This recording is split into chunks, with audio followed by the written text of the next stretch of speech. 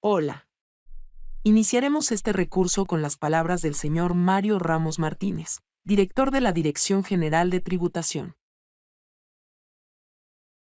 Estimados docentes, a nombre de la Dirección General de Tributación, quiero externar mi más cordial felicitación al Departamento de Especialidades Técnicas, que ha emprendido la importante labor de capacitar a los futuros contadores, a los futuros asesores fiscales, es decir, a las personas que se van a dedicar a presentar las declaraciones de impuestos.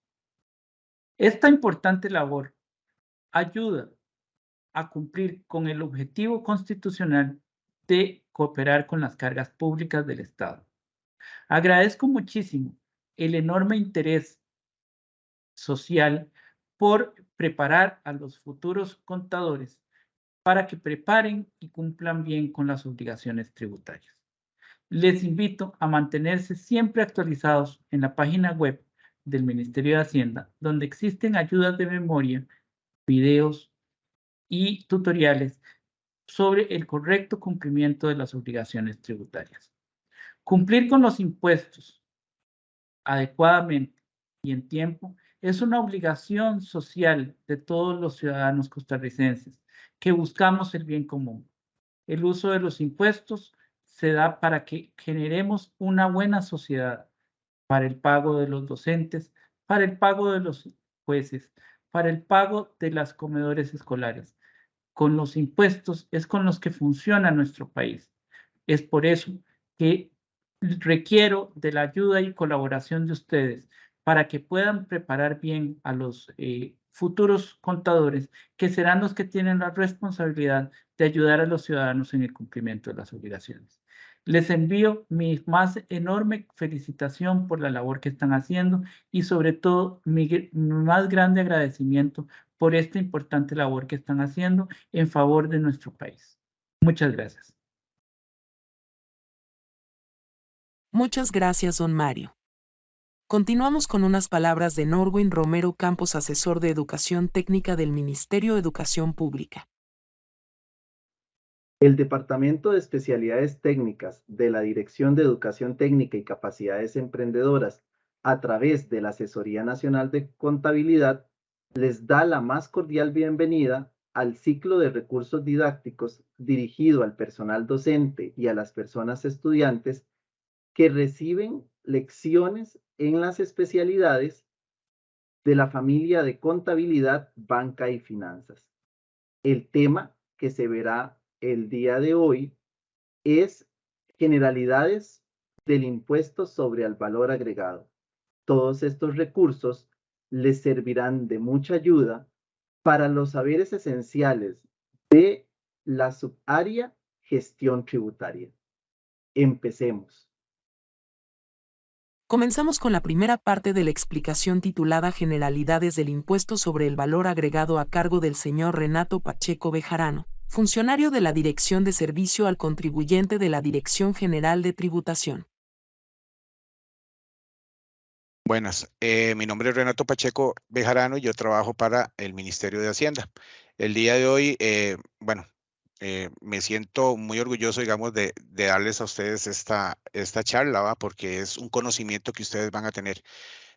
Yo siempre he dicho cuando he dado los cursos o los talleres a, digamos, estudiantes de colegios técnicos, la importancia de que ustedes en el área en la que se encuentran, que es en el área, digamos, contable, financiera o administrativa, que se desarrollen también en la parte tributaria. ¿Por qué? Porque un contador que no sepa, digamos, la parte tributaria es alguien que todavía le falta un poco más. Entonces, ustedes van a ver que la parte tributaria es sumamente importante.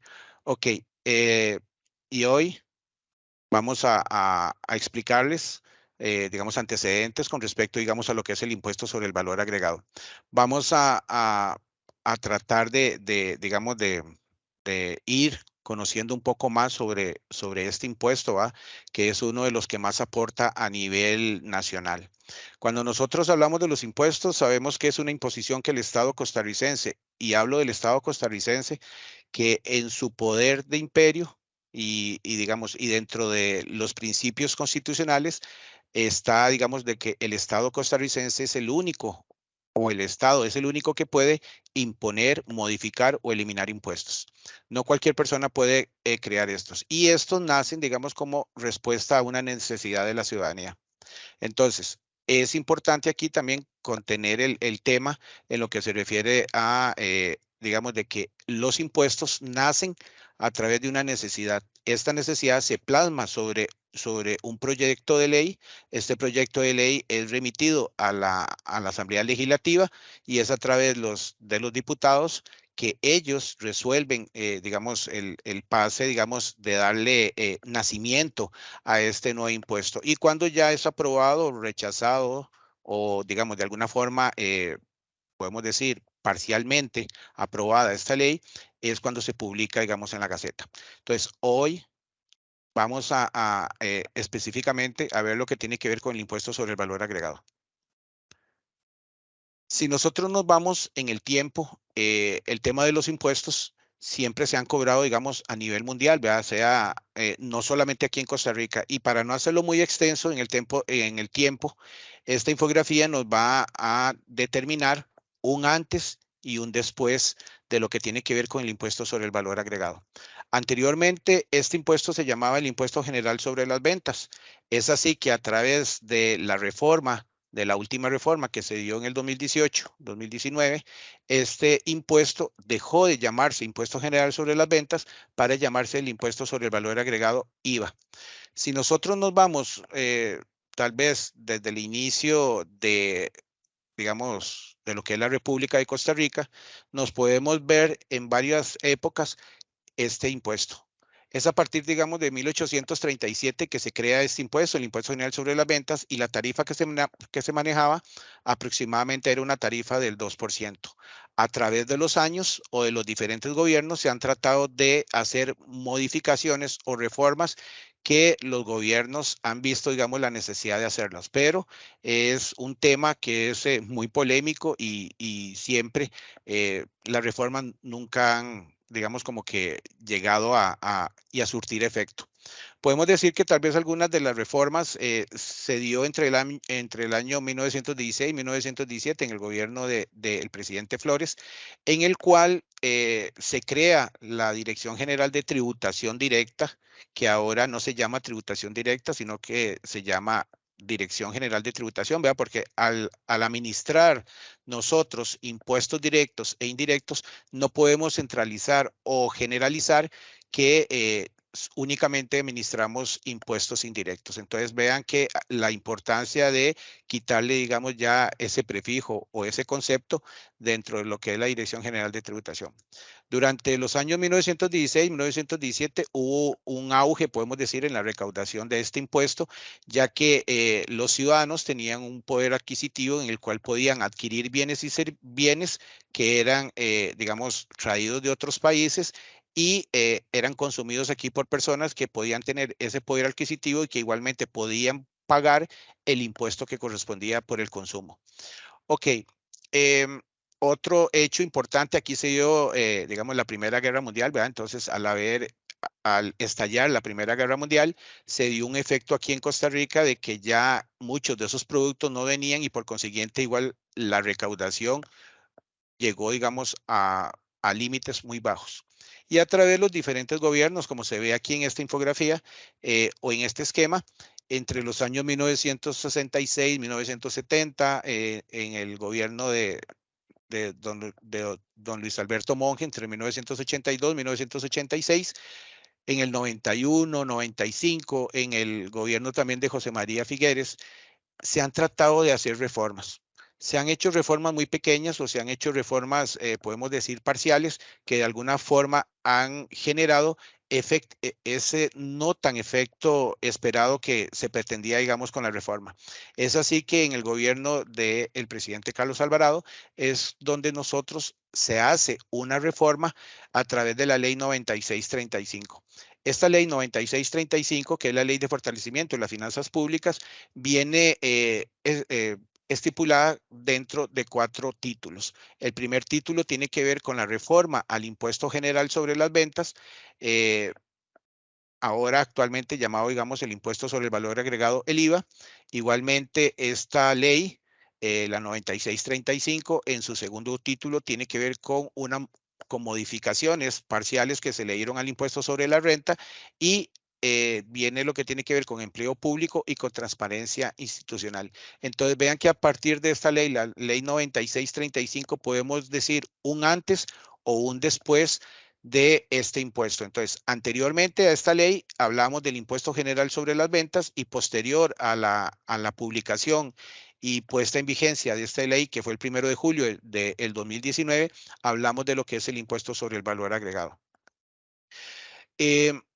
Muchos de nosotros o muchos ciudadanos y también hasta podemos decir gente en general tiene el concepto un poco errado de lo que tiene que ver con el impuesto sobre el valor agregado.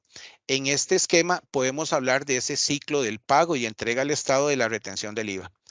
Como les estaba diciendo ahorita, este impuesto es un impuesto indirecto que grava el consumo que tiene cada uno de los ciudadanos o cada una de esas personas físicas o jurídicas que desarrollan o que necesitan adquirir bienes y servicios.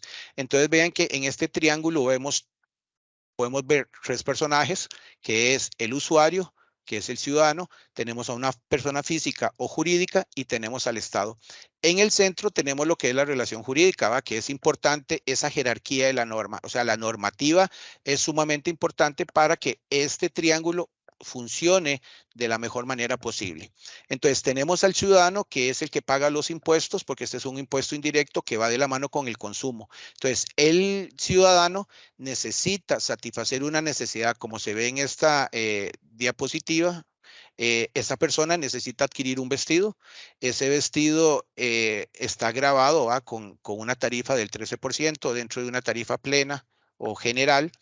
Y esta persona, al consumir o al adquirir este bien, ella igualmente va a absorber el impuesto sobre el valor agregado. ¿Qué es lo otro importante aquí? La persona física o jurídica. Esa persona que tiene esa tienda y que vende ese vestido le va a ayudar o le va a coayudar al Estado en la recaudación o en la percepción del IVA. Entonces, esta persona física va a percibir el IVA del ciudadano, lo va a retener, se lo va a cobrar al ciudadano y se lo va a trasladar al Estado. Entonces, vean la gran importancia que tiene esa persona. Estas personas físicas o jurídicas que venden ese bien o ese servicio. Entonces, esta persona física vende el vestido que digamos que vale 10,000 colones. La tarifa es un 13%, entonces al final el ciudadano termina pagando 11,300. De esos 11,300, si nosotros lo quisiéramos desglosar, tenemos que 10,000 colones corresponden a la venta o al ingreso que va a tener, digamos, la persona que está vendiendo ese vestido. Los otros 1,300 los pagó el ciudadano o esa persona que necesita el servicio o el bien. Se los entrega a esta persona que es la perceptora y esta persona se lo va a entregar al fisco. Entonces, vean la gran importancia. Y por consiguiente, también tenemos esa relación jurídica, ¿va? Que son toda la normativa y en el caso del impuesto sobre el valor agregado, todas aquellas leyes o toda esa normativa importante que es sobre la cual se fundamenta este impuesto. Y por último, tenemos al Estado, ¿va? Que el Estado recibe del contribuyente, o sea, de esa persona física o jurídica, esa percepción o ese impuesto, lo traslada a través del presupuesto nacional de la República a las diferentes instituciones del Estado. Ok, como les dije en esta diapositiva anterior, en el tema, digamos, de lo que es el esquema de esa relación jurídica, tenemos lo que es el fundamento legal. El fundamento legal nos vamos a centralizar en la ley del impuesto sobre el valor agregado, que es la ley 6826. Este mismo número de ley lo tenía la ley del impuesto general sobre las ventas. Cada ley viene de su reglamento. Entonces, en el caso del impuesto sobre el valor agregado, que es la ley 6826, viene el reglamento que corresponde al 41779 del 7 de junio del 2019. Igualmente existen otros reglamentos o otros documentos o oficios o respuestas que igualmente van a fundamentar todo lo que tiene que ver con el impuesto sobre el valor agregado. Ok, en el caso bueno, que me parece a mí que es sumamente importante que nosotros conozcamos es cómo está estructurada esta ley. Esta ley está estructurada, podemos decir que es una ley sumamente corta o una ley muy pequeña, en la cual está dividida o está estructurada en 9 capítulos. El primer capítulo tiene que ver con la materia imponible y el hecho generador, ¿verdad? Que son conceptos que nosotros o tal vez ustedes están empezando a conocer o conceptos que nosotros desde nuestra especialidad tenemos que ir, como dicen, masticando o ir conociendo. ¿A qué me refiero, digamos, con lo que es la materia imponible y el hecho generador? Eso lo vamos a ir desglosando y tratar de ir aprendiendo estos conceptos. El segundo capítulo se refiere a quiénes son los contribuyentes y el proceso de inscripción, que es uno de los deberes formales que tienen que cumplir los contribuyentes. El tercer capítulo tiene que ver con el tema de exenciones y tasa del impuesto. Viene en el capítulo cuarto lo que es la base imponible. Quinto se refiere a la determinación del impuesto, créditos y liquidación de pago. Y en el sexto vienen regímenes especiales y dentro de este se refiere al régimen especial de bienes usados, que es un régimen que se creó con la reforma. En el capítulo séptimo tenemos lo que es la administración, gestión del impuesto y regímenes especiales. Y en el octavo tenemos el régimen de tributación simplificado y por último tenemos adiciones y disposiciones finales que se le dieron a esta ley, como es lo que tiene que ver con el artículo 85 bis, que se refiere, digamos, a una sanción nueva. Ok, todos los impuestos de alguna forma tienen características y el impuesto sobre el valor agregado no queda exento de tener estas características. Tenemos que partir primero de lo que significa este impuesto. Este impuesto es un valor económico que nosotros le vamos agregando al proceso de producción o a un proceso en específico. Dentro de las características que tiene este impuesto, como les dije al principio, es un impuesto indirecto que grava el consumo. ¿Qué quiere decir esto? Que, por ejemplo, si yo voy digamos, a comprar un par de tenis y voy acompañado, digamos, de otra persona, entramos los dos, preguntamos por los precios, preguntamos por los colores o los tipos de tenis y al final el único que adquiere el bien soy yo. Entonces, al ser un impuesto indirecto, este va de la mano con el consumo. O sea, tiene que existir consumo para que nazca el hecho generador del impuesto sobre el valor agregado. Entonces, vean que esos conceptos los vamos a ir manejando. Hecho generador es qué es lo que tiene que pasar, qué es lo que tiene que ocurrir para que nazca este pago del impuesto. Entonces, si no nace consumo, la persona que no está consumiendo, por consiguiente, no va a tener que pagar el IVA. El IVA nace entonces, como les digo, en el momento en que yo adquiero un bien o adquiero un servicio y en los diferentes escenarios que los vamos a ir viendo uno por uno. Otra de las características de este impuesto es que es un impuesto proporcional plurifásico. Esto quiere decir que en cada una de las etapas de los diferentes procesos vamos agregando valor. Que esa es otra, podemos decir que la tercera característica, que es el valor agregado.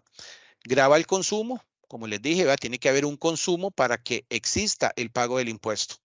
Otra de las características es que se paga en el país donde se consume, o sea que se consume, perdón.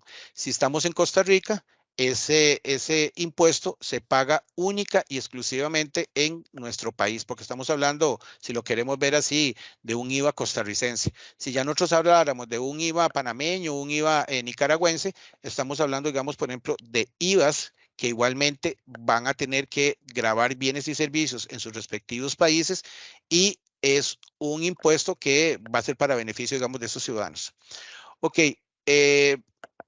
otra característica tiene que ver con que grava la venta de bienes y la prestación de servicios en forma general. Podemos decir que de un 100%, un 98% de los bienes y servicios están grabados con una tarifa o que están grabados con el impuesto sobre el valor agregado. Y por último, tenemos la última característica que a mí me parece que es una de las más importantes, tiene que ver con que este impuesto es un impuesto neutro de deducción financiera plena.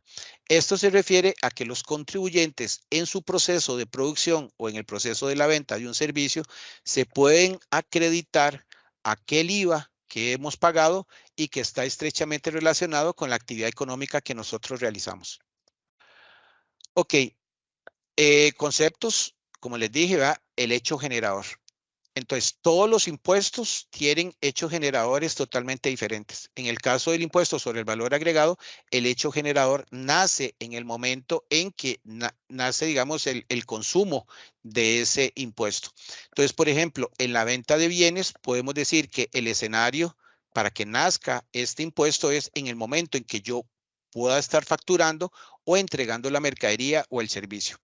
En una importación, podemos decir también el tema, digamos, de la facturación o el tema de la aceptación del formulario aduanero o del DUA, que es cuando yo importo mercadería a través de las aduanas, estas aduanas emiten un DUA o un documento único aduanero, que es el cual viene, digamos, a reflejar aquella mercadería o aquel servicio que pudiese estar, digamos, entrando al país. Entonces, en ese momento, en el momento en que yo acepto esa declaración aduanera, estaría aceptando y estarían haciendo el hecho generador del impuesto sobre el valor agregado.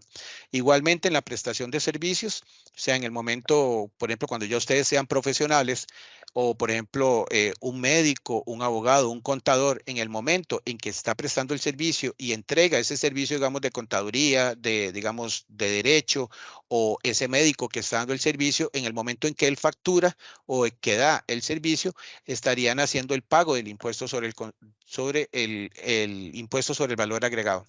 Igualmente existen, y lo especifica el artículo 3 de la ley 6826, de que existen diferentes escenarios o diferentes momentos en los cuales van a ser el hecho generador.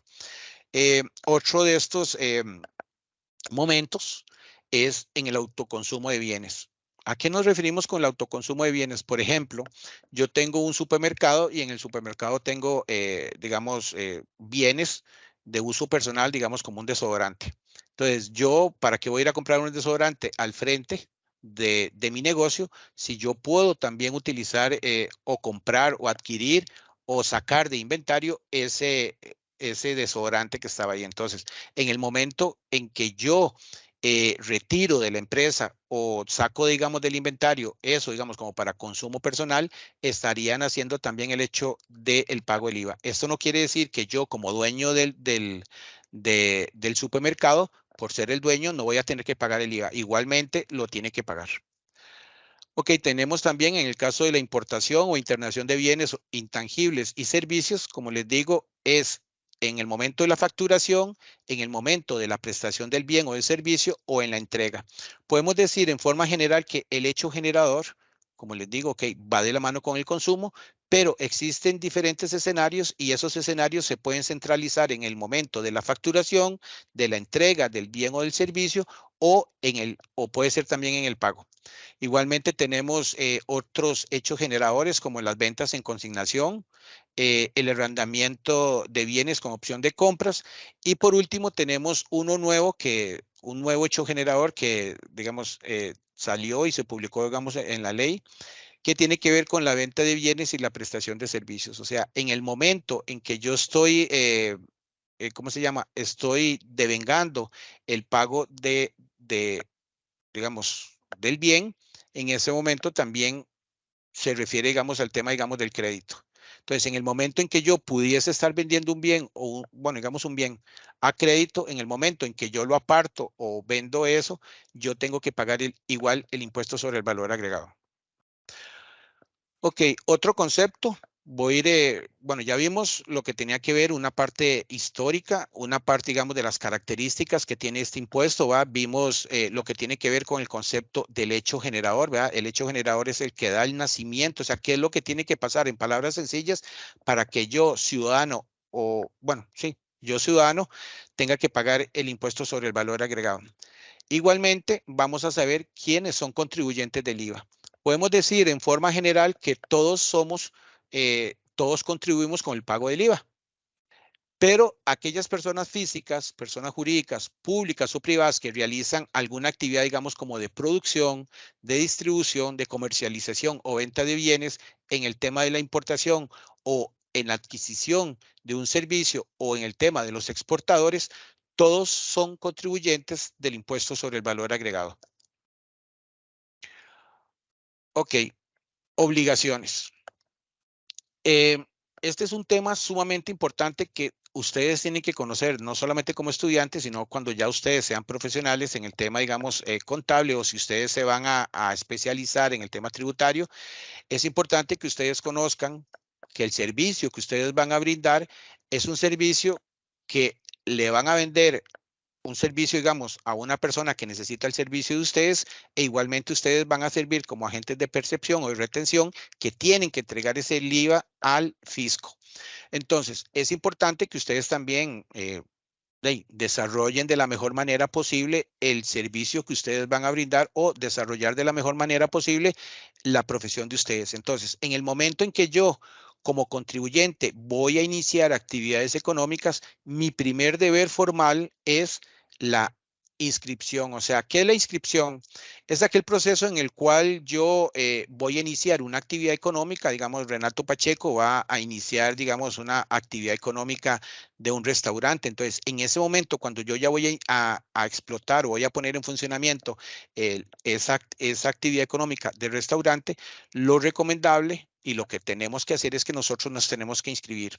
Este proceso de inscripción, de alguna forma, es darme a conocer ante el fisco. Igualmente, el Ministerio de Hacienda, en el momento en que yo me inscribo, me genera una constancia. Esa constancia tiene que estar en un lugar visible. Otro de las obligaciones que tienen los contribuyentes es que se tienen que emitir comprobantes electrónicos, llevar registros contables. Estos registros contables se tienen que conservar en orden cronológico, actualizar el registro único tributario a través del formulario de modificación o de desinscripción en el momento en que yo le tenga que informar al fisco que he modificado algo de la información que ya le había dado con anticipación. Y por último, tenemos el tema, digamos, de la autoliquidación, declaración y pagar el IVA. ¿A qué se refiere esto? Entonces, yo tengo el restaurante, va a llegar alguien a consumir y esa persona que va a consumir tiene que, digamos, que pagar el respectivo IVA. Entonces, yo lo voy a percibir o lo voy a retener de esa persona y se lo voy a entregar al fisco a través de una declaración del impuesto sobre el valor agregado. Y por último, también entonces voy a autoliquidar, quiere decir que de mis ventas, cuánto es lo que yo percibí de todos mis consumidores y cuánto es lo que yo le tengo que entregar al fisco. Y por último, un deber material, que es, digamos, el más importante también, es que nosotros, ese dinero que nosotros percibimos y que no estamos sacando de nuestro bolsillo, ese IVA nosotros se lo tenemos que entregar al fisco a través de una declaración del IVA y hacer efectivo ese pago. Ok, ¿qué puede generar que yo, Renato Pacheco, en el momento en que desarrollé mi actividad económica, que era el restaurante, no me interesa el fisco, no me interesa el resto de los ciudadanos, que de alguna forma con el IVA que yo voy a percibir de los consumidores que llegan a mi restaurante, no se lo voy a entregar al fisco y por consiguiente el fisco no lo va a entregar a las instituciones que de alguna forma necesitan ese dinero que todos nosotros estamos pagando. Entonces, por eso les digo que el papel de ustedes es sumamente importante. ¿Por qué? Porque ustedes van a servir como mediadores entre el Estado y el ciudadano para que al Estado le lleguen el pago de impuestos a través de ese servicio que nosotros estamos brindando como contribuyentes. ¿Qué pasa, por ejemplo, si yo no me inscribo y estoy desarrollando la actividad económica del restaurante y no me inscribo? Esto me puede conllevar a una sanción. La sanción de la no inscripción conlleva, digamos, a ese tema de una sanción pecuniaria, o sea que la tengo que hacer en efectivo por el simple hecho de no haberme inscrito. Igualmente, otra de las consecuencias que podrían traer la no inscripción es que esto no me exime a mí del no pago del impuesto. ¿Cómo no me exime? Acordémonos que el que paga el IVA es el consumidor. Entonces, si yo tengo un restaurante y el fisco de alguna forma detecta que yo no estoy inscrito y que mi actividad económica tenía que haber cobrado el IVA y yo no lo cobré, a mí me pueden determinar, digamos, a través de un proceso, ese IVA que yo tenía que haber percibido, que no lo percibí, no lo entregué al fisco, y eso sería otro tema, digamos, de una, digamos, no sanción, pero que al final y al cabo yo tendría que absorber de alguna forma el IVA que no percibí de esos ciudadanos, lo tendría que pagar yo. E igualmente, si yo tuviese que pedir alguna devolución, por algún saldo, por algún saldo que yo pudiese tener en el impuesto sobre el valor agregado, igualmente la administración, al no estar inscrito yo, me podría anular este derecho que yo tengo como contribuyente, que es la devolución de saldos. Ok, otro concepto nuevo. ¿Qué es una exención? No una excepción, una exención, y así lo determina el artículo 8. Vamos a ir por partes como para ir aclarando también este concepto. Una exención es una dispensa, es un beneficio que yo como ciudadano o como una persona que esté establecido en la ley puedo obtener esa dispensa. ¿Qué es esa dispensa? El no pago del impuesto. Entonces, que Renato diga, es que todos los que compren vehículos eléctricos están exentos del pago del IVA. O sea, no se les va a cobrar la tarifa del IVA a esas personas que están adquiriendo vehículos eléctricos. Renato lo puede decir, pero eso tiene que estar establecido en la ley. Entonces, en la ley del IVA, bueno, en la ley del impuesto sobre el valor agregado, en el artículo 8 es muy claro cuáles cosas son las que están exentas del pago del IVA. Entonces, el hecho generador siempre van a ser, o sea, por ejemplo, si los carros eléctricos estuviesen, bueno, digamos que estamos haciendo una suposición, que no estuvieran exentos, sino que tuviéramos que pagar, digamos, el IVA en el momento en que nosotros lo adquirimos. Una exención tiene que estar establecida en la ley, no solamente por el simple hecho que yo llegue ahí donde venden vehículos y diga yo, es que yo trabajo en Hacienda y estoy exento de nada que ver. Entonces, aquí la exención es una dispensa o es un beneficio que van a tener todas las personas de un bien o de un servicio, pero que tiene que estar establecido en la ley. Si no está establecido en la ley, eso no está exento. Entonces, en estos casos surge el hecho generador, como les digo, o sea, nace el hecho de que yo tenga que pagar el IVA, pero no nace la obligación de hacerlo. ¿Por qué? Porque la ley indica que eso está exento. Una exención no genera derecho a crédito y las exenciones en este momento en la ley que tenemos vigente, en la ley 6826, aproximadamente son 36 exenciones las que están establecidas dentro del artículo 8. E igualmente, para los exportadores, podemos decir que ellos aplican una tasa cero. No estoy diciendo que exista una tasa cero, porque eso no existe, pero que en el momento en que nosotros exportamos, nosotros no exportamos lo que vale, digamos, una caja de piña más el IVA para que me lo paguen digamos, en Europa, no. Se exporta el valor de la piña y los exportadores, por eso es que se dice que ellos tienen una tasa cero, no una tasa cero como en específico, sino que al exportar, porque el consumo no se va a dar en Costa Rica y lo van a consumir en otro lugar, hablamos de que esa tasa cero es cero impuestos. Entonces, solamente nosotros pagamos el impuesto sobre el valor agregado en el momento en que consumimos a nivel territorial. Ok, veamos aquí algunas de las exenciones que están establecidas en la ley, como yo les digo. Por ejemplo, vean que en el tema de la electricidad es un servicio que brinda, digamos, una institución estatal y algunas administradoras o cogeneradoras de energía eléctrica. La energía eléctrica o la electricidad está grabada con el impuesto sobre el valor agregado. Pero el artículo 8 dice que le vamos a dar una exención a aquellas personas que consuman menos de 280 kilovatios. Entonces, ¿qué pasa aquí? Vamos de nuevo. La electricidad está grabada.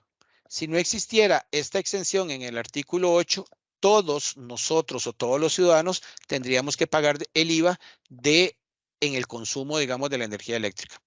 Pero entonces la ley de alguna forma me está beneficiando a mí como ciudadano al decirme, ok, Renato, si usted consume menos de 280 kilovatios al mes, usted no va a tener que pagar el impuesto sobre el valor agregado. Entonces, aquí es donde entra esa exención que tiene que ver con el impuesto sobre el valor agregado. Entonces, para que nos quede claro tiene que existir la exención dentro de la ley para poder yo verme beneficiado. Entonces, vean aquí el tema de la electricidad. Igualmente tenemos el tema del agua, ¿va? Que en el caso, por ejemplo, el agua es otro servicio que está grabado con el impuesto sobre el valor agregado, pero cuando existe un consumo menor a los 30 metros cúbicos, este consumo va a estar exento del pago del impuesto sobre el valor agregado. Igualmente, por ejemplo, las diferentes juntas de educación o administrativas de sus centros educativos están exentos del pago del IVA. Entonces, cuando la Junta de Educación del colegio de ustedes, digamos, fuera a adquirir un bien o un servicio, este bien o este servicio va a estar exento porque lo dice la ley. Igualmente tenemos en el caso de las exportaciones de bienes y operaciones relacionadas, en el tema, digamos, de los alquileres de vivienda, cuando estos no pasen del 1.5 de un salario base, va del 1.5 de un salario base aproximadamente en este momento para el 2023 está en 462.200. Entonces esto podríamos decir que es un monto aproximado a casi los 700.000 colones. Entonces, un alquiler que superara el 1.5 de un salario base estaría grabado con el pago del impuesto sobre el valor agregado. Y si está por debajo, está exento del pago del impuesto sobre el valor agregado. Y otro ejemplo, otro de las exenciones que se encuentran dentro de la ley, tiene que ver con el tema, digamos, de, por ejemplo, en la adquisición de libros. Los libros están exentos por ley del impuesto sobre el valor agregado. Ok. Continuando, otro concepto que tenemos que manejar es la no sujeción, que está establecido en el artículo 9 de la ley 6826 y para los cuales no nace el hecho generador. Entonces tenemos los exentos y los no sujetos. Para los exentos sí nace el hecho generador, para los no sujetos no nace el hecho generador. Y aquí tenemos, por ejemplo, dos ejemplos muy característicos de la Caja Costarricense de Seguro Social. Vea que ella en el momento en que venda, preste o adquiera servicios, estos servicios van a estar exentos, bueno, no sujetos al pago del impuesto sobre el valor agregado. Aproximadamente existen 12 no sujeciones o que están establecidas en el artículo 9 de la ley del impuesto sobre el valor agregado. Ok, ahora vamos con tal vez la parte importante o que la gente es la que no le gusta, ¿va? Que es el tema, digamos, de las diferentes tarifas. Al ser este un impuesto indirecto, como les dije, y que recae sobre el consumo, en el momento en que nosotros adquirimos, digamos, bienes o servicios, estos van a estar grabados con una tarifa general. Y así lo tiene que establecer la ley. La ley nos tiene que decir a nosotros sobre qué tarifa de impuesto vamos a tener que pagar nosotros, digamos, el bien o el servicio que estamos adquiriendo. Una diferencia y que se vio con la reforma es que anteriormente a la reforma, y hablamos del impuesto general sobre las ventas, la tarifa que se cobraba era una tarifa del 13% únicamente para todos aquellos bienes o servicios que estuvieran no exentos o no sujetos y que se les aplicaba una tarifa del 13%. Viene la reforma a través de la ley 9635 en su primer título, que tiene que ver con la reforma del impuesto general sobre las ventas al impuesto sobre el valor agregado, en el cual ahora nos hablan en el artículo 10 de una tarifa del 10%. Y la gran diferencia se refiere a las tarifas reducidas o tarifas diferentes o diferenciadas que tiene este impuesto. Entonces hablamos de una tarifa del 13% para la gran mayoría de los bienes y servicios que se consumen a nivel nacional. Y en el artículo 11 tenemos las diferentes tarifas que son una tarifa del 4, del 2, del 1% y una nueva tarifa de un 0,5% para situaciones claramente ya establecidas. ¿Cuáles? Ok, tenemos entonces, vamos a recapitular otra vez, ¿verdad? Una tarifa plena que está establecida en el artículo 10 de una tarifa del 13%. En el artículo 11 tenemos esas tarifas reducidas o diferenciadas del impuesto sobre el valor agregado que están establecidas para situaciones muy específicas. Entonces, tenemos una tarifa del 4% que es únicamente para servicios de salud privados, boletos o pasajes aéreos y servicios de medicina veterinaria. ¿Qué pasa aquí? Ok, por ejemplo, necesito ir al dentista hoy y para calzarme una muela, podemos decir, o entonces voy donde el dentista, es un servicio privado y el dentista me cobra a mí 50.000 colones por la calza. En el momento en que yo le voy a pagar o en el momento en que él me va a cobrar o que me entrega, digamos, la factura, yo le tengo que pagar los 50.000 colones más la tarifa del IVA, que es un 4%. Vean por qué es importante que nosotros conozcamos también esta ley y específicamente estas tarifas, las reducidas, porque así nadie nos va a jugar, nadie nos va a meter gato por liebre. Si yo sé que los servicios de salud privados están grabados con una tarifa del 4 y viene el médico y me cobra una tarifa del 13, ¿cuánto es lo que le va a llegar al fisco? Un 4%. ¿Qué pasó con el otro 9%? Entonces, es importante que nosotros conozcamos estas tarifas. Entonces, si ese servicio que me está brindando el dentista tiene un costo de 50.000 que va a venir a ser la base imponible, sobre esos 50.000 yo aplico la tarifa del 4% y al final yo terminaría pagando 52.000 colones por el servicio, 50.000 para el médico y 2.000 colones que corresponden a la tarifa del 4% para, digamos, el fisco. Tenemos igual una tarifa del 2%, que cubre lo que son medicamentos, primas por concepto de seguros personales y servicios de educación privada. La educación privada, específicamente en lo que es matrícula y mensualidad, eso está exento en el 100%. Pero cuando yo en un colegio privado brindo algún otro tipo de servicio o algún tipo, digamos, de talleres, por ejemplo, de canto, de fútbol o de lo que fuera, esto estaría grabado ya con una tarifa del 2%. Y las dos últimas tarifas es la tarifa del 1% que cubre lo que es la canasta básica tributaria y aquellas personas que compran bienes o servicios que están relacionados con la producción de la canasta básica, igualmente ellos pueden adquirir a una tarifa del 1%. Y por último, tenemos la tarifa del 0,5%, que es para la venta de productos agropecuarios, agroindustriales y orgánicos, e igualmente aquellas personas que produzcan y que adquieran bienes y servicios para la producción de estos productos agroindustriales o orgánicos, igualmente ellos pueden comprar a una tarifa del 0,5%. Ok, otro concepto que tenemos que tener claros y que es importante que les quede sumamente claros es el tema de los regímenes.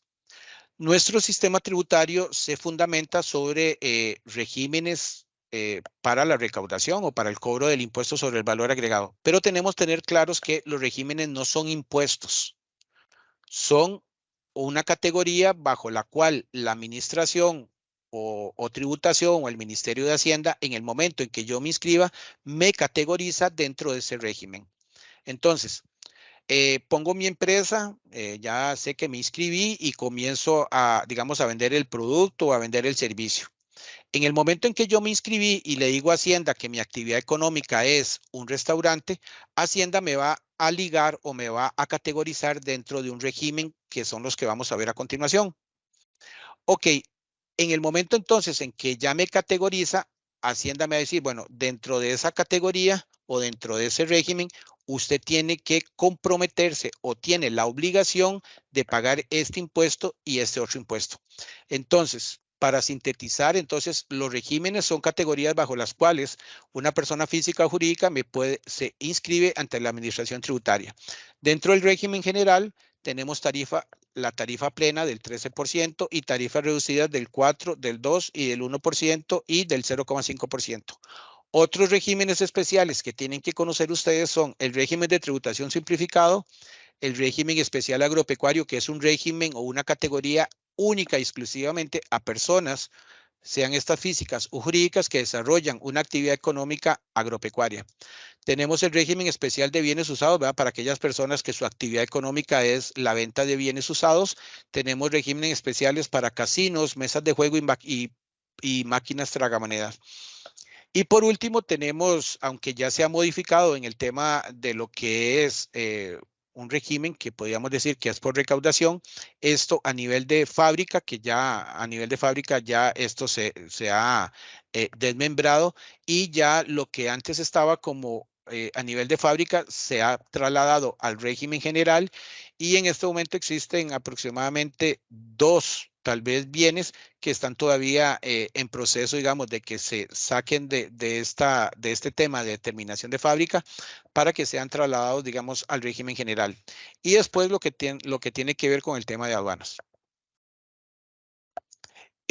Otro concepto que tenemos que conocer es qué es la base imponible, ¿va? La base imponible es ese monto sobre el cual me van a calcular el impuesto sobre el valor agregado. Entonces, por ejemplo, si yo me compro unas tenis y las tenis valen 100,000 colones, esos 100,000 colones van a ser la base imponible y sobre esa base imponible yo aplico la tarifa o las tarifas que corresponden a ese bien. Esto tanto para una persona física como para una persona jurídica. Esto de alguna forma lo que hace es para calcular la cuantía del impuesto.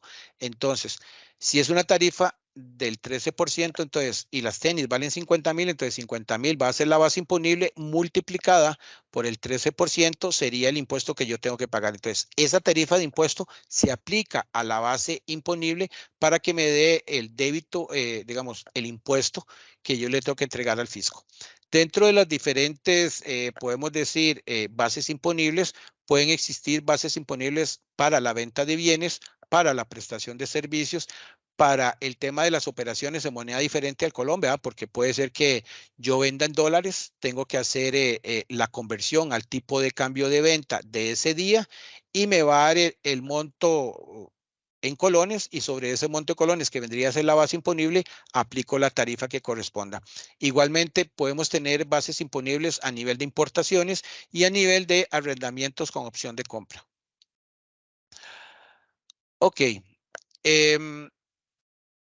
¿Cómo determinamos el impuesto o cómo determino yo lo que corresponde a lo que yo le tengo que entregar al fisco? Entonces, yo voy a tener un producto o un bien. Ese producto o ese bien tiene un precio. A nivel, podemos decir, tributario, esa va a ser la base imponible, ese precio. Sobre ese precio yo aplico la tarifa del impuesto. Entonces, si el producto vale 100,000 y la tarifa es el 13%, eso sería 100,000 por el 13% serían 113,000 colones. Los 100,000 son de la persona, digamos, que está vendiendo el bien y el servicio, y el 13% vendría a ser el débito fiscal. Entonces, el total de las ventas de bienes o la prestación de servicios sujetos y no exentos por la tarifa correspondiente corresponderá al IVA cobrado por mi persona. O sea, yo tengo el restaurante, cobré un IVA, ese es el débito fiscal que yo le tengo que cobrar, le tengo que entregar al fisco. Ese va a ser el débito fiscal. Ok, ¿se acuerdan que al principio cuando vimos el tema de las características, había una característica que para mí es tal vez una de las más importantes, o para los contribuyentes es una de las más importantes, porque este impuesto es de deducción financiera plena? ¿Qué quiere decir esto? Que todo aquello que yo compre para producir mi bien o para producir mi servicio, yo, al no estar exento, tengo que pagar el impuesto sobre el valor agregado en la adquisición de esos bienes o servicios. Entonces, cuando yo lo adquiero y lo voy a utilizar en mi actividad económica, ese IVA que yo estoy absorbiendo me lo puedo aplicar como un crédito fiscal. Entonces, ese IVA pagado en compras o importación de insumos, materiales que están relacionados y estrechamente, vea que aquí es importante este concepto, o sea, que esos insumos o servicios que yo estoy adquiriendo estén completamente relacionados con mi actividad económica. Entonces, al estar relacionados con mi actividad económica, ese es un IVA pagado que yo estoy pagando en la adquisición de esos bienes y servicios. Eso me va a dar a mí el derecho al crédito fiscal. Entonces, el débito fiscal menos mi crédito fiscal me va a dar el impuesto a pagar. Bueno, para continuar con este ejemplo de la determinación del impuesto, voy a indicarles nuevamente otro ejemplo para que nos quede un poquito más claro con respecto a esto. Supongamos que mi actividad económica es confección de blusas y yo la blusa la vendo en 10,000 colones. Esta blusa está grabada con una tarifa del 13%. Al final, la persona que me va a, digamos, adquirir esta blusa va terminando pagando 11,300 colones. De estos 11,300 colones, yo, para determinar el débito fiscal, que vendría a ser esa, digamos, mis ventas, que son 10,000 colones, por el 13%, que son 1,300, este sería el débito fiscal que yo le tengo que entregar al fisco. Para producir estas camisas o estas blusas, yo compré botones, tela e hilos. Y como yo soy una persona física o jurídica que no está exenta, yo, la persona que me está vendiendo estos insumos o estos servicios, me tiene que aplicar, digamos, o me tiene que cobrar el IVA. Entonces, supongamos que yo en estas compras me aplicaron o tuve que pagar un IVA por 300 colones. Entonces, en el momento en que yo voy a determinar cuál va a ser el impuesto que le tengo que entregar al fisco, que vendría a ser el débito fiscal menos mi crédito fiscal, y específicamente para este ejemplo, era un débito fiscal por 1.300 colones menos 300 colones de créditos. Esto me da un impuesto para entregarle al fisco de 1.000 colones. Y hasta aquí es la primera parte, así es que los esperamos para que continúen con la segunda parte de este tema tan importante como es el impuesto sobre el valor agregado.